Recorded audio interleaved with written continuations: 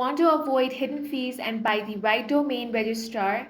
In this video, I will guide you step by step on how you can do that. First of all, you want to steer clear of one-stop shops that lure you with a first free year but hit you with sky-high renewals and add-on cost. Always check the renewal price and skip unwanted extras like premium privacy or obscure extensions automatically added to your cart. Next, pick a registrar that includes free WHOIS privacy and clear long-term pricing. Cloudflareoffers.com domains for under $10 a year with no markup on renewal, though you'll need to be comfortable managing DNS setting yourself. For beginner-friendly support and transparent fees, Pork Bun charges about $10 a year, includes privacy policy, SSL trials, email forwarding, and quick customer service with no upsells.